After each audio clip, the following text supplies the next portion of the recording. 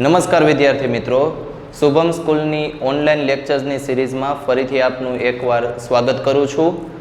અગાઉ આપણે સ્વાધ્યાય 5.1 ક્વેશ્ચન નંબર 4ના 1 થી 10 પ્રશ્ન જોયા હતા। હવે આપણે એના વધારાના જે પ્રશ્નો છે તેના તરફ આગળ વધીએ। તો સૂચના આપણને આપેલી હતી, આપેલી શ્રેણી સમાંતર શ્રેણી છે, જો તે સમાંતર શ્રેણી બનાવે તો સામાન્ય તફાવત અને પછીના 3 પદ જણાવો। તો સૌથી પહેલું, સમાંતર શ્રેણી છે કે નથી ખબર કઈ રીતે પડશે? તો સિમ્પલ વસ્તુ, જો શ્રેણી સમાંતર હોય તો એના દરેક 2 ક્રમિક પદ વચ્ચેનો સામાન્ય તફાવત અચળ હશે, બરાબર છે। જો શ્રેણી સમાંતર હોય તો તેમના દરેક 2 ક્રમિક પદ વચ્ચેનો સામાન્ય તફાવત અચળ હશે। આ બાબત ખાસ યાદ રાખવાની છે।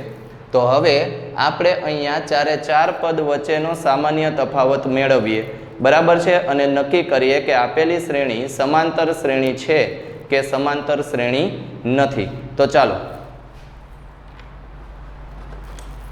હવે જુઓ, સૌથી પહેલું તમારે અહીંયા સામાન્ય તફાવત શોધવા માટે શ્રેણીના બીજા પદમાંથી પહેલું પદ, ત્રીજા પદમાંથી બીજું પદ અને ચોથા પદમાંથી ત્રીજા પદની બાદબાકી કરવાની રહેશે, બરાબર છે। તો અહીંયા સૌથી પહેલું આ જે છે એ A2 અને આ છે એ A1, તો માટે A2 માઇનસ A1 એટલે થશે A² - A। યાદ રાખજો મિત્રો કે જ્યારે 2 પદની ઘાત અલગ અલગ હોય તો તેમને વિજાતીય પદ બોલાય। વિજાતીય પદ જે છે તેમનો સરવાળો કે બાદબાકી કરી શકાય નહીં, એટલે આમનામ જ રહેશે A² - A, બરાબર છે। ત્યાર પછી હવે આગળ જોઈએ તો બીજું, ત્રીજામાંથી બીજું પદ બાદ કરીએ A3 - A2, તો A ની 3 ઘાત માઇનસ A ની 2 ઘાત, એ પણ એમનામ જ રહેશે। અને છેલ્લે A4 - A3 કરીએ તો A ની 4 ઘાત માઇનસ A ની 3 ઘાત। તો અહીં આપણે જોઈ શકીએ છીએ કે કોઈ પણ 2 પદ વચ્ચેનો શૂન્ય જે તફાવત છે તે અચળ નથી, બરાબર છે। જેથી આપેલી શ્રેણી સમાંતર શ્રેણી નથી। તો આપણે એવું લખી શકીએ કે અહીં A2 - A1 does not equal to A3 - A2 does not equal to A4 - A3 છે। આથી આ શ્રેણી સમાંતર શ્રેણી નથી। આ શ્રેણી સમાંતર શ્રેણી નથી, બરાબર। જો શ્રેણી સમાંતર શ્રેણી નથી તો તમને એનો સામાન્ય તફાવત લખવાનો કીધો તો આપણે સામાન્ય તફાવત એ નથી લખવાનો, અને પછીના 3 પદ લખવાના કીધા હતા તો એ પણ આપણે લખવાના નથી, બરાબર છે। ચાલો ક્વેશ્ચન નંબર 12 તરફ જઈએ। વર્ગમૂળ 2, વર્ગમૂળ 8, વર્ગમૂળ 18 અને વર્ગમૂળ 32। તો સૌથી પહેલા આ જે શ્રેણી છે એમાં જો વર્ગમૂળ નીકળતા હોય તો વર્ગમૂળ કાઢી નાખીએ, જેથી આપણને ગણતરીમાં સરળતા રહે।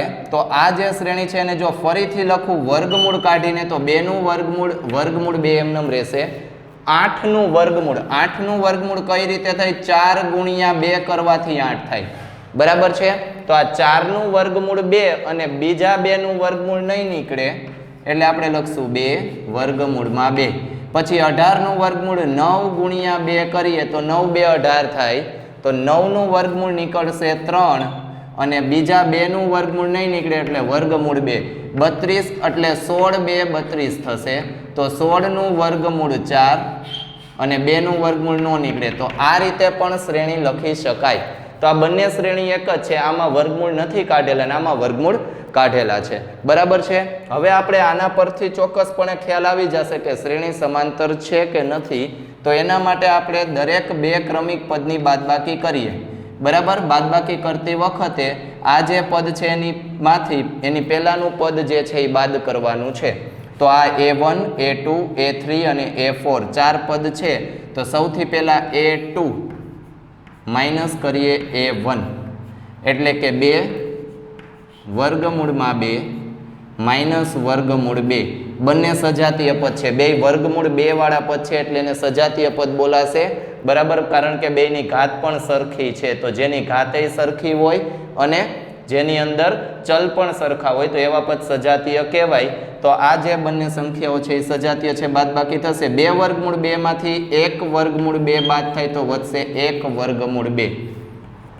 ત્યાર પછી a3 માઇનસ a2, આમાંથી આ બાદ કરીએ તો 3√2 માઇનસ 2√2, તો 3 માંથી 2 બાદ થાય એટલે વધશે 1 વર્ગમૂળમાં 2.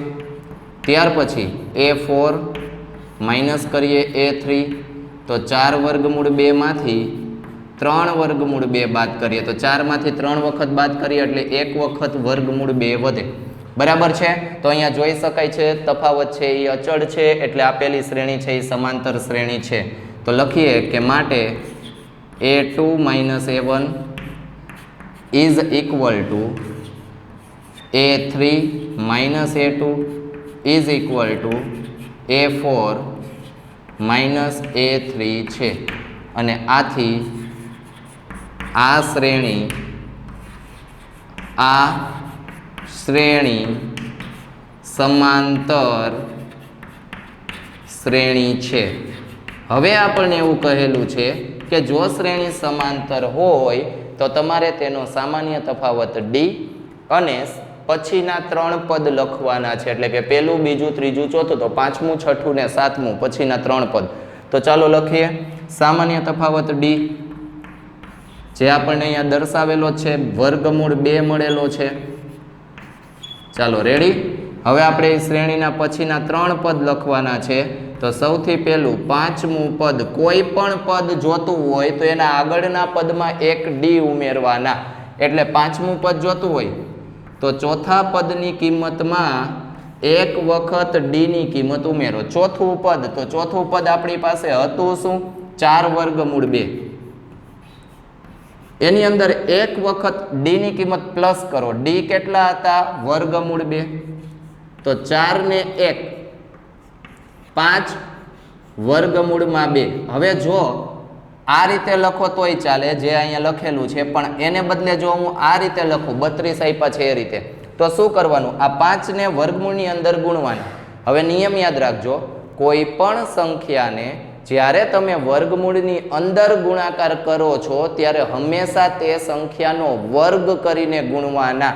તો 5 નો વર્ગ થાય 25, એ 25 ને વર્ગમૂળની અંદર ગુણો એટલે લખાશે 25 2 50. ક્લિયર? બરાબર. હવે મારે જોઈએ છે છઠ્ઠું પદ a6, તો 5મા પદનો જે જવાબ હોય તેની અંદર d ની કિંમત ઉમેરવાની.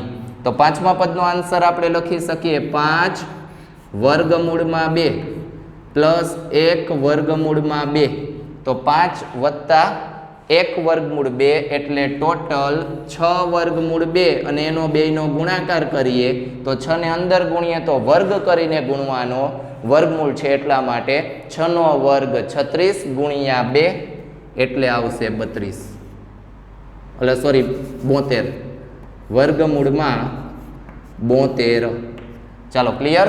ત્યાર પછી નેક્સ્ટ a7, તો છઠ્ઠા નંબરના પદની કિંમતમાં d ઉમેરીએ, બરાબર. તો 6 વર્ગમૂળ 2 ની અંદર 1 વર્ગમૂળ 2 ઉમેરતા આન્સર મળે 7 વર્ગમૂળમાં 2. 7 ને અંદર ગુણીએ, 7 ને અંદર ગુણીએ તો વર્ગ કરીને ગુણવાના. 7 નો વર્ગ 49 ને એને ગુણ્યા 2 એટલે 98, 98. બરાબર છે. તો અહીંયા આ રીતે તમે વર્ગમૂળ વાળી કિંમતોનું વર્ગમૂળ કાઢ્યા પછી સાદુરૂપ આપશો તો ગણતરી સાવ સહેલી થઈ જશે. બરાબર છે. ચાલો હવે ક્વેશ્ચન નંબર 13 જોઈએ. ચાલો મિત્રો, ક્વેશ્ચન નંબર 13, વર્ગમૂળ 3, વર્ગમૂળ 6, વર્ગમૂળ 9 અને વર્ગમૂળમાં 12. બરાબર. ચાલો સૌથી પહેલું સામાન્ય તફાવત મેળવીએ, પણ એના માટે પહેલા જો આના વર્ગમૂળ નીકળતા હોય તો વર્ગમૂળ કાઢી શકીએ આપણે. તો સૌથી પહેલા શ્રેણીને જો ફરીથી વર્ગમૂળ કાઢીને લખીએ તો 3 નું નહીં નીકળે, 6ના અવયવ પાડીએ 3 2 6 થાય, પણ 3 કે 2 નું ન નીકળે એટલે 6 નું નહીં નીકળે. 9 નું વર્ગમૂળ 3 લખી શકાય ને 12 નું તમે 4 ગુણ્યા 3 એટલે 4 નું વર્ગમૂળ 2, 3 નું ન નીકળે એટલે 2√3 આવી રીતે લખી શકો છો. બરાબર. હવે આપણે એનો સામાન્ય તફાવત લખીએ તો આપણને ખબર છે કે દરેક પદ જે છે એના પહેલાના પદને એમાંથી બાદ કરવાનું, એટલે આ રીતે આપણે બાદબાકી કરશું. તો સૌથી પહેલું a2 - a1 √6 -√3. કોઈએ પણ એવું નથી લખવાનું 6 માંથી 3 જાય તો 3 વધે. આ અસમય સંખ્યાઓ છે જેનો સરવાળો બાદબાકી આમનમ જ રાખવાના હોય. બરાબર છે, બાદબાકી ન થાય. જો અહીંયા 3 હોત ને તો થાત. બરાબર, કારણ કે બે સજાતીય કહેવાય. ચાલો હવે તો કે નેક્સ્ટ a3 - a2. a3 3 છે અને આ વર્ગમૂળમાં 6 છે એટલે એ પણ એમનેમ રહેશે, કારણ કે આ સમય છે આ અસમય છે એની બાદબાકી ન કરી શકાય, એમનેમ રાખવું પડે. a4 - a3 તો વર્ગમૂળમાં કેટલા છે 12 એટલે કે 2 વર્ગમૂળ 3 -3. આ પણ અસમય છે ને આ સમય છે, બાદબાકી ન થાય તો ક્યાંય તફાવત સમાન નથી, એટલે આપણે લખી શકીએ કે માટે a2 - a1 does not equal to a3 - a2 does not equal to a4 - a3. આથી આ જે શ્રેણી છે તે સમાંતર શ્રેણી નથી. બરાબર, આપેલી શ્રેણી સમાંતર શ્રેણી નથી. જો સમાંતર શ્રેણી નથી તો તમારે તેનો સામાન્ય તફાવત d અને પછીના 3 પદ લખવાની જરૂર નથી. કમ્પ્લીટ આટલું. ચાલો હવે નેક્સ્ટ અહીંયા 1નો વર્ગ 3નો વર્ગ 5નો વર્ગ 7નો વર્ગ. પહેલા ઘાતનું સાદુરૂપ આપવાનું છે. બરાબર, જો હું ઘાતનું સાદુરૂપ આપું તો આ શ્રેણીને કઈ રીતે લખી શકાય બધાને આવડવું જોઈએ. 1નો વર્ગ 1, 3નો વર્ગ 9, 5નો વર્ગ 25 અને 7નો વર્ગ 49. આ રીતે આપણે એને લખી શકીએ. બરાબર છે. હવે તો કે હવે આપણે દરેક બે પદ વચ્ચેનો તફાવત મેળવીએ. બીજામાંથી પહેલું, ત્રીજામાંથી બીજું, ચોથામાંથી ત્રીજું બાદ કરશું. બરાબર છે. તો માટે a2 - a1 9 - 1 તફાવત 8. ત્યાર પછી આવશે a3 - a2 25 - 9 સામાન્ય તફાવત 16. ત્યાર પછી આવશે a4 - a3 49 -25 સામાન્ય તફાવત આવશે 24. તો અહીંયા પણ જોઈ શકાય છે તફાવત અલગ અલગ છે, માટે આ શ્રેણી પણ સમાંતર શ્રેણી નથી. તો લખી નાખીએ કે a2 - a1 does not equal to a3 - a2 does not equal to a4 - a3. આથી આ શ્રેણી સમાંતર શ્રેણી નથી, અને સમાંતર શ્રેણી નથી તો એનો સામાન્ય તફાવત અને પછીના 3 પદ મળશે નહીં. બરાબર, તો આ શ્રેણી સમાંતર શ્રેણી નથી. ચાલો હવે ક્વેશ્ચન નંબર 15 જોઈએ. ચાલો મિત્રો, ક્વેશ્ચન નંબર 15 આગળના પ્રશ્નની જેમ જ આપ્યું છે. 1નો વર્ગ 5નો વર્ગ 7નો વર્ગ ને 73. કંઈ વાંધો નહીં, અહીંયા 73 આપ્યા તો આપણે પણ આનું આગળ સાદુરૂપ આપીએ. બરાબર છે, અને ચેક કરીએ કે શ્રેણી સમાંતર છે કે નથી. 1નો વર્ગ લખી શકાય 1, 5નો વર્ગ 25, 7નો વર્ગ 49 અને આવશે પછી 73. કમ્પ્લીટ. હવે તો કે સામાન્ય તફાવત માટે બીજામાંથી પહેલું બાદ, ત્રીજામાંથી બીજું બાદ, ચોથામાંથી ત્રીજું બાદ, એટલે ચેક થઈ જાય તફાવત. તો a2 - a1 25 - 1 વધશે 24. ત્યાર પછીનો તફાવત મેળવીએ a3 - a2 49 - 25 તફાવત વધશે 24. બરાબર. ત્યાર પછીનો તફાવત મેળવીએ a4 - a3 73 - 49 તો તફાવત કેટલો મળશે એ પણ મળશે આપણને 24. તો અહીંયા પણ દરેક બે પદ વચ્ચેનો સામાન્ય તફાવત અચળ છે. 24 24 24 સમાન છે, એટલે આ શ્રેણી સમાંતર શ્રેણી છે. તો આપણે લખી શકીએ કે માટે A2 માઇનસ A1 બરાબર A3 માઇનસ A2 બરાબર A4 માઇનસ A3 છે. આથી આ શ્રેણી સમાંતર શ્રેણી છે. આ શ્રેણી સમાંતર શ્રેણી છે. ક્લિયર? બરાબર. હવે જો શ્રેણી સમાંતર હોય તો આપણે બે વસ્તુ વધારાની લખવાની છે, સામાન્ય તફાવત અને પછીના ત્રણ પદ, એટલે પાંચમું, છઠ્ઠું ને સાતમું પદ. તો ચાલો એ મેળવીએ. સામાન્ય તફાવત જે આપણને 24 નો મળેલો છે, તો D બરાબર 24 છે. હવે મારે કોઈ પણ પદ જોતું હોય તો નિયમ યાદ કરો, એની અગાઉનું જે પદ છે એટલે પાંચમું પદ જોઈએ છે તો એની અગાઉ ચોથું પદ A4 આવે, એમાં સામાન્ય તફાવત D ઉમેરવાનો. બરાબર છે. તો ચોથું પદ છે 73. 73 ની અંદર 24, D ની કિંમત ઉમેરી એટલે 97. બરાબર. ત્યાર પછી આપણે છઠ્ઠું પદ મેળવવાનું છે. તો સેમ વસ્તુ પાંચમા પદના આન્સરમાં D ની કિંમત પ્લસ કરીએ. બરાબર. પાંચમા પદના આન્સરમાં D ની કિંમત પ્લસ કરીએ તો પાંચમો પદ જે છે એનો આન્સર હતો 97. તેમાં આપણે 24 જે છે તેને પ્લસ કરશું, જવાબ મળશે આપણને 121. અને 121 એટલે તમે 11 ની 2 ઘાત પણ લખી શકો. ક્લિયર? બરાબર. ત્યાર પછી સાતમું પદ મેળવવું છે. છઠ્ઠા પદની કિંમતમાં D એડ કરીએ, 121 છે તેમાં 24 ઉમેરીએ તો મળશે આપણને 145. બરાબર. 145. ક્લિયર?